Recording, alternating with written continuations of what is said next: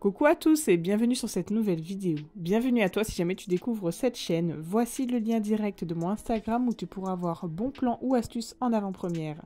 Aujourd'hui, je vais vous parler du air fryer et bien sûr vous donner quelques recettes. Alors aujourd'hui, j'ai acquis un air fryer beaucoup plus grand et bien sûr avec beaucoup plus de diversité au niveau de ses programmes. Donc c'est la marque Chiffry et comme tu peux le constater sur son tableau LED, il a énormément de programmes. Tu pourras choisir la cuisson sur un seul bac, sur deux bacs en simultané ou même une cuisson différente dans chaque bac. C'est vraiment un truc de dingue. Donc tu auras le air fryer, tu peux rôtir, tu peux faire de la pâtisserie, tu peux griller, vraiment tu peux tout faire. L'avantage de celui-ci, donc comme je te disais, il a deux compartiments et il a les petites grilles que tu n'es pas obligé d'avoir tout en bas, mais tu peux le mettre en étage supérieur. Et ça, c'est pas négligeable. Parce que par exemple, quand tu fais des bâtonnets de poisson, tu peux gagner encore une fois en place. Aujourd'hui, on va partir donc sur une recette hyper simple et surtout une recette hyper gourmande parce que clairement, moi je suis une fan des fast-food, je suis une fan du gras et là avec ce type de produit, vous n'utilisez pas d'huile. Donc c'est le grand atout. Déjà vous allez faire des gains d'économie et surtout il y aura moins de surveillance à faire. Je vous montre ça. Donc je fais la tortilla, je viens mettre 2 petits cure-dents aux extrémités tout simplement pour que après la sauce n'aille pas couler en extérieur. Alors vraiment, le but était de relever un petit peu les côtés. On n'est pas là pour faire un truc superficiel au top. Je ne suis pas encore dans le Top Chef. J'exerce petit à petit, mais je ne suis pas encore dans le Top Chef. Donc comme tu peux le constater, j'ai fait une petite mixture là avec de la crème fraîche, style un peu quiche, on va dire entre guillemets, sans le lait. Là, en réalité, j'utilise que des produits qui coûtent peu cher dans le commerce, des produits que tu es censé constamment avoir dans ton frigidaire, donc à tout moment, tu peux réaliser ce type de recette. Bien sûr, comme je vous ai dit, j'adore le gras, donc je vais mettre un peu de gruyère et je me suis ralentie, j'aurais pu mettre du cheddar. Donc là, maintenant, on va pouvoir lancer cette petite chose dans le bac de gauche, donc le L, et on va pouvoir le programmer. Il faut savoir que vous pouvez régler la température, vous pouvez régler le temps de cuisson, vraiment vous pouvez tout gérer, c'est assez incroyable.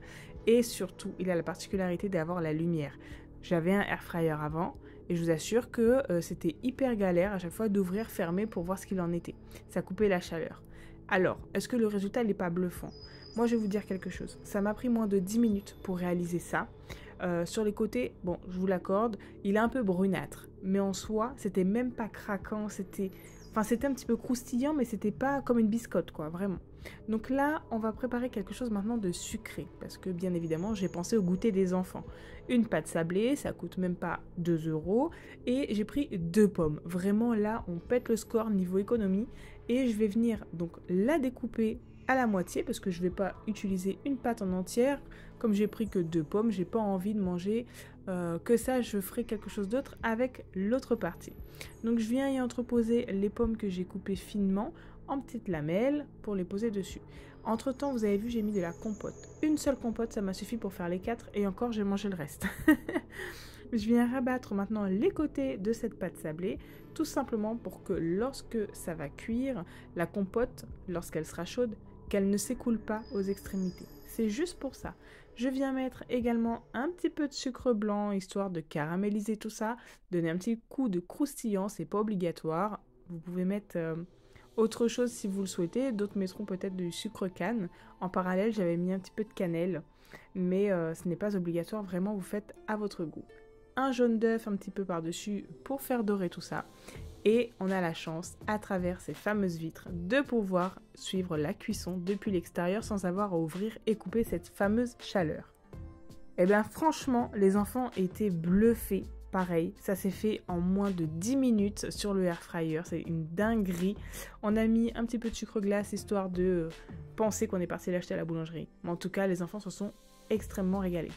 Bien sûr, comme j'avais l'autre moitié, chez moi, il faut savoir que Janaël adore la pomme et la fraise, mais alors Shelly, elle raffole du chocolat, donc voilà, chacun sa part, même s'ils partagent tout, bien évidemment.